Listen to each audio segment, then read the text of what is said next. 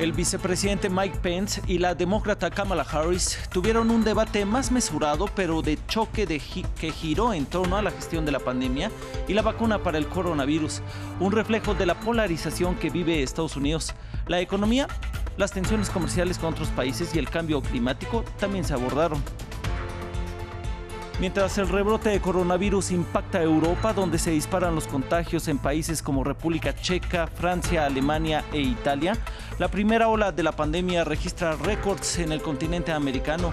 La OMS señala que América Latina se acerca a los 10 millones de casos. De esos hay más de 5 millones en Brasil. Primera esperanza de un posible cese del fuego después de casi 2 semanas de combates en el territorio separatista de Nagorno-Karabaj, con los contactos iniciales en Ginebra entre los mediadores internacionales en el conflicto entre Armenia y Azerbaiyán. Reporteros de France 24 se reunieron con habitantes en el lado azerí. Hola, ¿cómo están? Saludamos con mucho gusto a todos ustedes que nos siguen por la señal de France 24. Hoy que es jueves 8 de octubre, sean bienvenidos. Empezamos en Estados Unidos, y es que los candidatos a la vicepresidencia, el republicano Mike Pence y la demócrata Kamala Harris, debatieron por temas como el manejo de la pandemia del COVID-19, la economía, el aborto, el Acuerdo de París, el medio ambiente o la guerra comercial con China. Esto en su único cara a cara previo a las elecciones del 3 de noviembre. Contrario a lo ocurrido con los aspirantes a la presidencia, en este encuentro primaron las ideas de cada campaña sobre las descalificaciones personales. Los ataques más directos anoche llegaron de Harris, que calificó el gobierno de Trump como el mayor fracaso de cualquier administración presidencial en la historia, a la que culpó por ocultar información sobre el coronavirus. Mientras el propio presidente y varios miembros de la Casa Blanca están siendo tratados por el COVID-19. El pueblo estadounidense ha sido testigo del que ha sido el mayor fracaso de cualquier administración presidencial en la historia de nuestro país. ¿Pueden imaginarse si ustedes hubieran sabido el 28 de enero en vez del 13 de marzo lo que ellos sabían? Lo que ustedes habrían hecho para prepararse, ellos sabían y lo encubrieron. El presidente dijo que era un engaño. El presidente dijo, están en un lado si usan una mascarilla, están del otro lado si no lo hacen.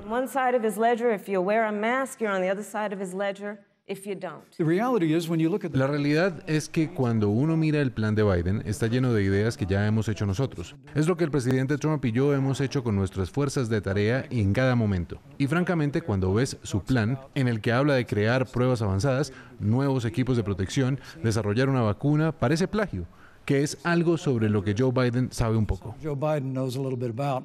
Mire, para analizar este tema político y el debate, nos acompaña desde Buenos Aires el analista Sergio Berenstein. Él es presidente y director general de Berenstein. Muchas gracias por esta comunicación.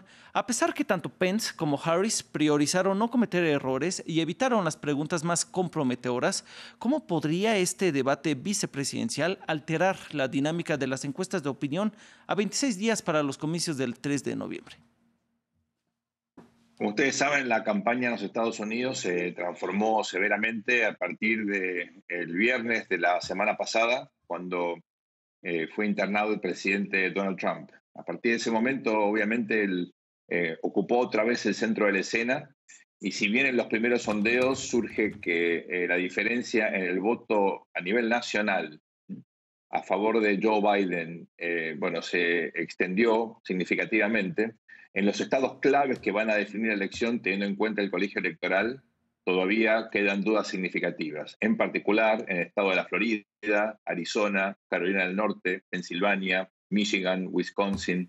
Es cierto que en la mayoría de ellos hay una ventaja todavía a favor de Biden, pero en muchos casos esto no es estadísticamente significativo. Síntesis, creo que ahora ha empezado una nueva campaña, mucho más polémica, donde las diferencias ideológicas, políticas y personales se van a evidenciar, y creo que recién tendremos una idea de cómo se ha reasignado las preferencias, cómo se han reordenado las preferencias de los votantes independientes al fin de esta semana. Seguramente hasta el viernes, sábado, domingo esta semana tendremos ya los nuevos datos. Ya nos tocaba el tema, señor Berenstein. Este debate confirma que el ganador de las elecciones del 2020 va a depender de la pandemia del coronavirus.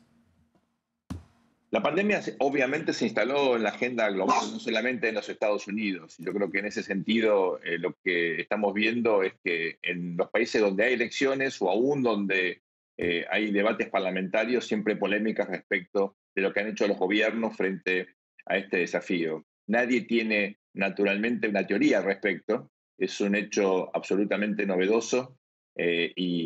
Siempre hay críticas, ustedes pueden tomar cualquier país y siempre va a haber críticas respecto de la política desplegada. En este caso en particular, creo que lo más importante es la controversia generada en la enfermedad del presidente Trump. El hecho de que él se fue al hospital apenas a 4 días de haber sido internado.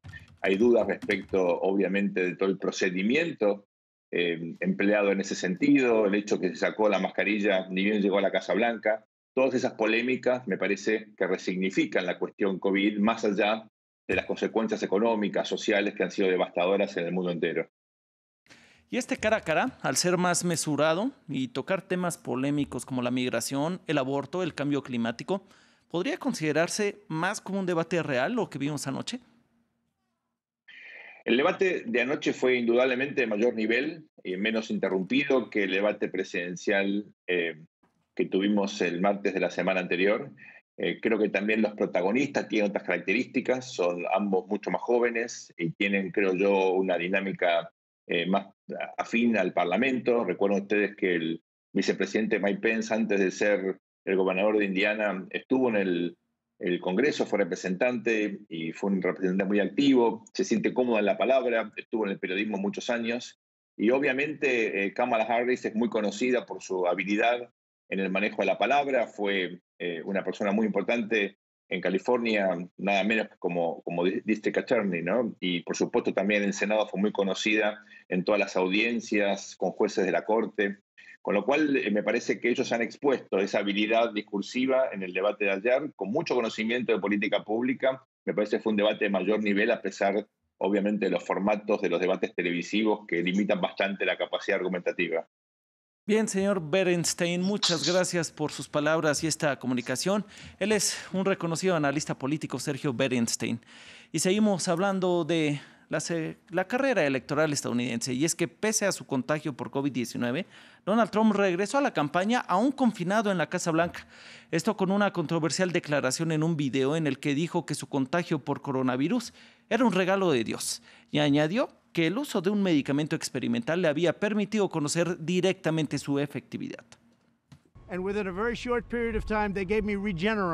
muy poco tiempo me dieron Regeneron, se llama Regeneron y otras cosas también, pero creo que este fue la clave. Me dieron Regeneron y fue increíble, me sentí bien, me sentí tan bien hace 3 días como me siento ahora. 3 days ago as I do now. I want everybody to be given the same treatment as your president. Quiero que todo el mundo reciba el mismo tratamiento que el presidente, porque me siento genial. Creo que fue una bendición de Dios que me enfermara, fue una bendición disfrazada que me contagiara. Quiero para ustedes lo que me dieron a mí y haré que sea gratis. Ustedes no pagarán por eso. No es culpa de ustedes lo que ocurrió, fue culpa de China, y China va a pagar un precio muy alto por lo que le hizo a este país. Finalizamos este bloque de noticias estadounidenses con la liberación del ex policía acusado del asesinato del afroamericano George Floyd. Derek Chauvin salió este miércoles de prisión en libertad bajo fianza al pagar $1 millón. Ahora deberá comparecer ante los tribunales en marzo próximo por la muerte de Floyd, a quien mantuvo varios minutos presionándole el cuello con la rodilla. Es el último de los 4 exagentes implicados en la muerte que sale en libertad condicional a la espera de juicio. La muerte de Floyd suscitó manifestaciones contra la violencia policial en diversas ciudades. Muchas derivaron en desórdenes y saqueos. El rebrote de coronavirus sigue impactando al continente europeo.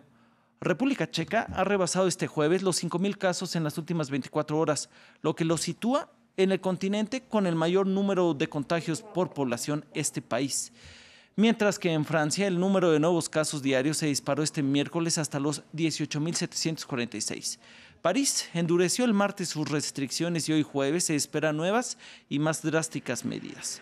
Y en España, aunque los casos siguen en aumento, el Tribunal Superior de Justicia de Madrid rechazó esta mañana las medidas que restringen desde el viernes 2 de octubre la movilidad en 10 municipios de la región porque alega que afecta los derechos y libertades fundamentales.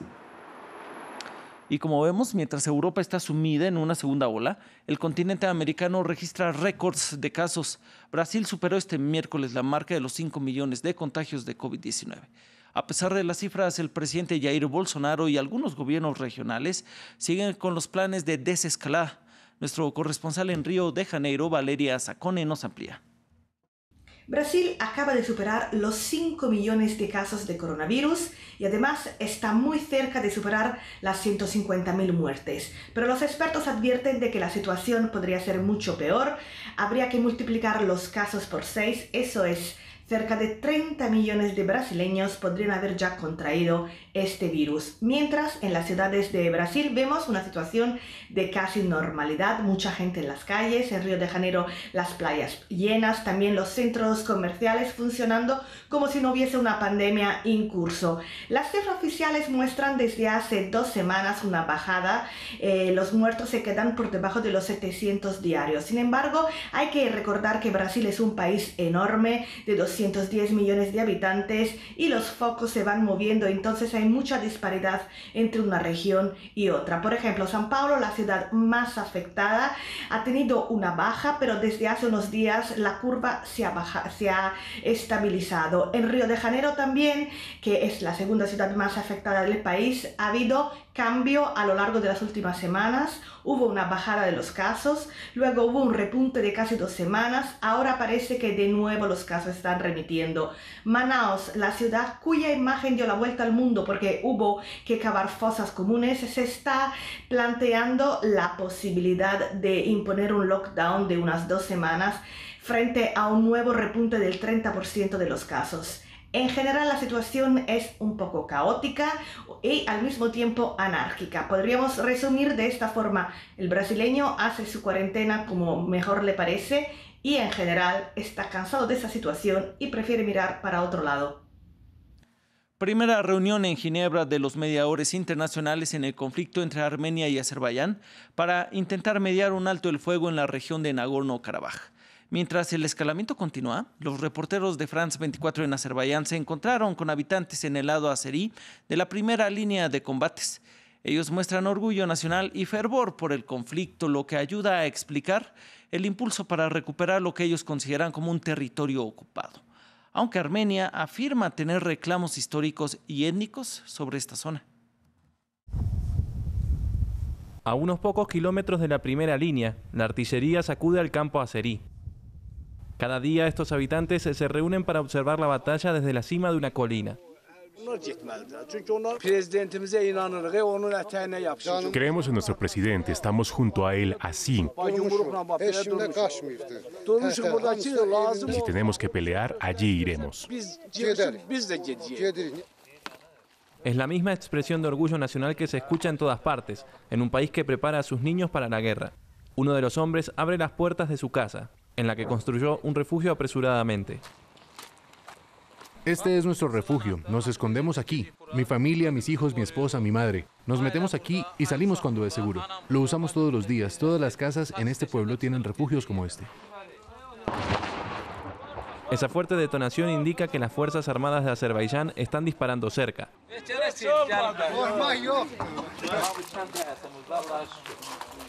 Pero a pesar del peligro, algunos se rehúsan a escapar, incluso esta mujer de 97 años.